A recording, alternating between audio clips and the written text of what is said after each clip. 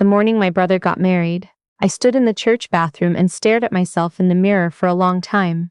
Not because I was as emotional about the wedding, not because I was happy for him. I was doing the math in my head.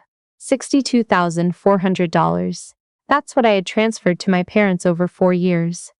That's what it had cost me to keep our family from collapsing. And that morning, while my sister-in-law walked down the aisle in a dress my parents helped pay for, I realized none of it was ever going to come back. Let me back up. My name is not important. What matters is that I am 31 years old. I live in Mississauga. I work as a junior project manager for a construction firm. And 4 years ago, I made a decision that I genuinely believed was the right thing to do. I believed it so completely that I didn't even hesitate. That's the part that stays with me now, not the money. The fact that I didn't hesitate. My parents immigrated from the Philippines in the 90s. They built a life here that looked stable from the outside. A 3-bedroom semi-detached in Brampton, a decent neighborhood, good schools. My father worked in warehouse logistics. My mother did bookkeeping part-time for a few small businesses. My younger brother and I grew up comfortable. Not wealthy, but okay, we had what we needed. What I didn't understand until I was an adult was how thin the margin really was. My parents were not savers. They were optimists. Every time things were going well, they spent a little more. A vacation, a new car, renovations on the kitchen that cost twice what they planned. And then, when I was 26 and my brother was 22, my father was laid off. The company restructured. Suddenly my parents were facing a mortgage they couldn't carry on one income. I was living in a 1-bedroom apartment in Mississauga at the time. I had a full-time job, a small emergency fund, and no dependents. I was also the oldest child, and I had grown up understanding, without anyone ever saying it directly, that being the oldest meant being the responsible one. My parents didn't ask me for help in a way that felt like a request. They mentioned the situation during a Sunday dinner, and by the way my mother looked at me, I already knew what was expected. I told them I would cover the mortgage payments until my father found work. $2,100 a month. That was their mortgage. I was making about $65,000 a year at the time, and my own rent was $1,400. I started eating differently. I stopped going out. I told my friends I was in a saving phase. I wasn't saving anything. I was just trying to stay afloat while also keeping my parents in their house. My father found contract work within a few months. Not the same income, but something. I assumed that meant the arrangement was temporary and things would wind down. They didn't. The contract work was inconsistent. My mother picked up more bookkeeping clients, but it wasn't enough to cover everything, so I kept paying. I told myself it was for the house. I told myself I was protecting the family. I told myself that once things stabilized, we'd figure out a fair way to handle what I'd contributed. I never put any of that in writing. I want to be clear about that, because I've had to say it out loud to a lot of people since then, and every time I do, I watch their face change. That look. The one where they're deciding how much sympathy to extend to someone who made such an obviously preventable mistake. I understand that look now. I didn't understand it at the time because I was too busy trusting my family.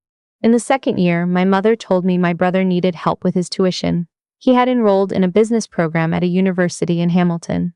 The program was good, she said. It was an investment in his future. She said it the way she said most things. Not as a question, but as information she was sharing with me. I started covering $500 a month toward his tuition on top of the mortgage contribution. My boyfriend at the time. I'll call him my partner because we were serious. We had been together for 2 years and were talking about moving in together. He noticed before I said anything. He saw my bank statements once when I left my laptop open. He didn't say much that night. He just asked if I was okay, and I said yes, and we didn't talk about it again for a few weeks. When we finally did, he was careful. He said he wasn't trying to tell me what to do, but he was worried about my retirement contributions, which I had paused, and about the fact that I hadn't taken a vacation in over a year. He said it gently. He said it with love. I told him it was temporary. It wasn't temporary. Around the middle of the 3rd year, my parents bought a new car. Not a used car, a new one, a Toyota Highlander. I found out when my mother sent a photo in the family group chat with a string of celebration emojis. My brother responded immediately with a bunch of fire emojis and yes. I stared at my phone for probably 3 minutes without typing anything. My partner saw my face and asked what was wrong. I showed him the photo. He was quiet for a long moment and then he said, very carefully, "How much does that car cost?" And I said I didn't know exactly, but probably around 40,000, maybe more.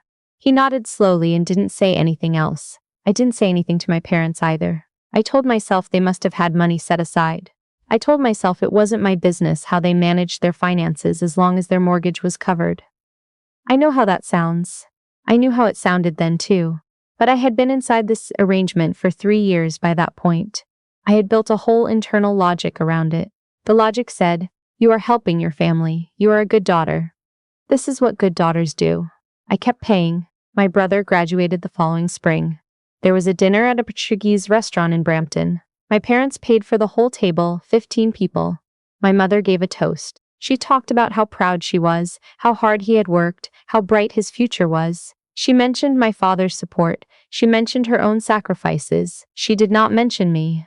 I sat next to my partner and I ate the bread and I did not say anything. He reached under the table and put his hand over mine. Later that night, when we got home, he said, "She didn't even say your name."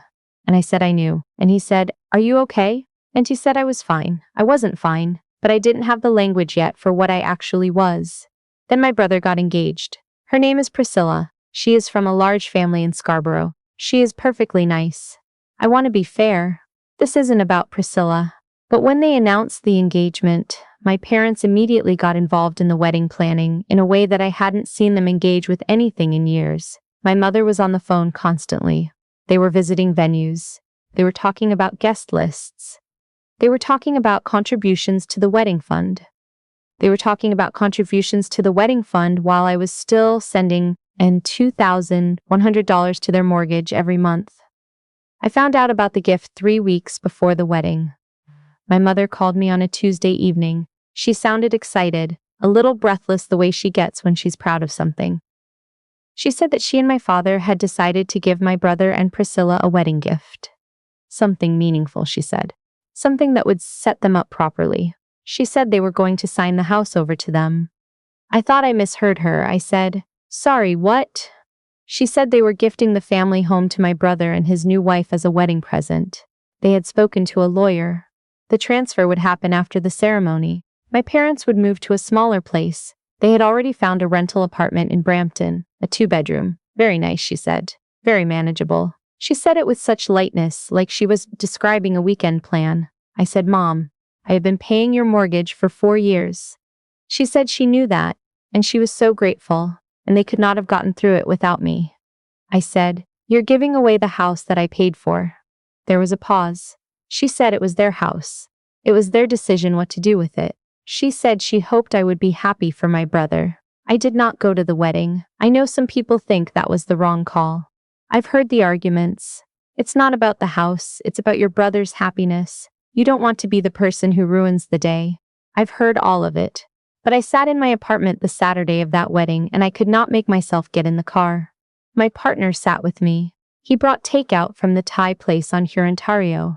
We watched a documentary about national parks and I cried exactly once quickly, and then it was over. My mother called the next day. She did not mention that I hadn't been there. She talked about the ceremony, how beautiful Priscilla looked, how emotional my father was. I listened. At the end of the call she said, almost as a side note, that they had signed the paperwork. The house was transferred. It was done. I said, "Okay," she said, "we want to talk to you about something else. Here is where it gets worse. My parents' new rental apartment in Brampton was nice," she said. Very manageable. But she and my father had been thinking. The commute was difficult. They didn't love the neighborhood as much as they expected, and they knew I had that property up in Huntsville. I had bought a small cottage there 2 years earlier. One of the few things I had done for myself during those 4 years. Bought it with a small inheritance from my grandmother and a significant amount of financial stretching. And they were wondering if they might be able to use it. Stay there, just temporarily, while they figured out their next steps. My mother said temporarily, the same way she had said the mortgage arrangement was temporary 4 years ago. I said no. I said no clearly and without hesitation. And there was a silence on the phone that I had never heard from my mother before. Then she said, "We're your parents." Like that was an argument. Like the fact of being my parents was a counterpoint to everything that had happened. I said, "I know. And I've spent 4 years trying to be a good daughter. But I can't give you my cottage." She said that was very hurtful. She said she didn't know what had gotten into me. She said she and my father had given me a good life. I said, I need to go. I hung up the phone and sat at my kitchen table for a long time without moving. My partner came in from the other room. He didn't say anything. He just sat across from me. That week, I called a lawyer. I'm not going to pretend I had been planning this. I hadn't.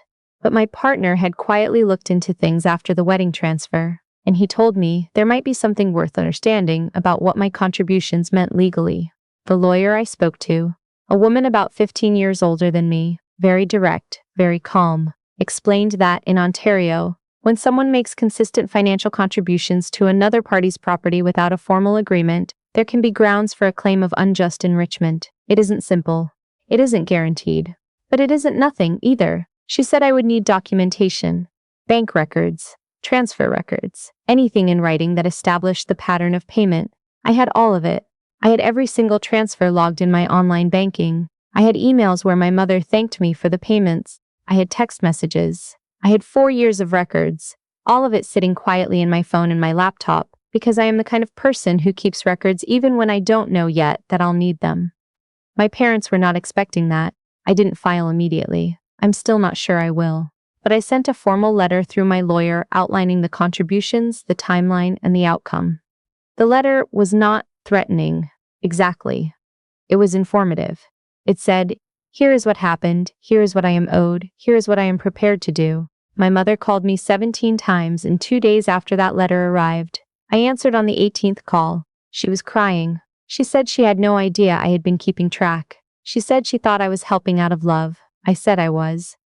I also said that love doesn't mean giving someone $62,000 and watching them give away the thing you paid for without asking if that was okay with you. She said my brother didn't know about the financial arrangement. I said that wasn't my problem. She said that family shouldn't be transactional. I said I agreed with that, which was exactly why it had never occurred to me to ask for a written contract. I trusted them, and what I was asking for now was not about transactions. It was about acknowledgement. It was about the basic recognition that what happened was not okay. There was a long pause. My mother said, "What do you want from us?" And honestly, I had to think about that. Because the money, I'm not naive. I know I'm probably not getting $62,000 back. That's not what I wanted. What I wanted was for someone in my family to say clearly, without qualification, that they understood what they had done to me. Not gratitude exactly, more like honesty, the willingness to call it what it was. My father called me a week later. He's not a man who apologizes easily. He was raised in a family where the adults didn't explain themselves to the children, and some of that stuck. But he called me on a Sunday morning and he said, "I should have talked to you before we made that decision." He said it once, plainly, the way he says most things. He didn't embellish it or take it back or add a but. He just said it. It wasn't everything, but it was something. I haven't stopped speaking to my family. I want to be honest about that. Some people might read this and expect that the ending is that I walked away completely and built a better life somewhere else. That's not what happened. What happened is more ordinary and also somehow harder. I still see my parents. We talk on the phone. My brother and I are distant right now in a way that might take a long time to repair, if it ever fully does. Priscilla and I have exchanged polite messages a few times. The house, their house now, is something I don't think about if I can help it.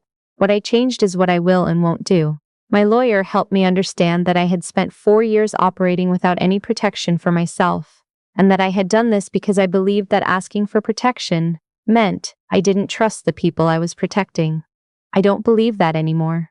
Not because I trust my family less, but because I understand now that trust and documentation aren't opposites. They can exist at the same time. My cottage in Huntsville is still mine. I went up there for a long weekend last September. My partner came with me. We kayaked on the lake and made dinner in the small kitchen and sat on the dock at night looking at the stars, which are impossibly bright up there, far from the city lights. He said, "This is a good place." And I said, yes, and I meant it in more ways than one. I don't hate my parents. I am not sure I am even angry anymore, most days. What I feel now is something harder to name. A kind of clarity that came at a high price, but that I would not give back. I know now what I will and won't do for people I love. I know the difference between generosity and disappearing into someone else's needs. I know what my name on a bank statement is worth, and I know what it means to protect something that is truly mine. My mother asked me recently if I was happy. It was a casual question, end of a phone call. She was already saying goodbye. I told her yes, actually. More than I've been in a while. She sounded surprised. I'm not sure why. I suppose she thought the last few years had broken something in me, and they did. But what came back after was different. Clearer. More mine. That's the only word I keep coming back to. Mine.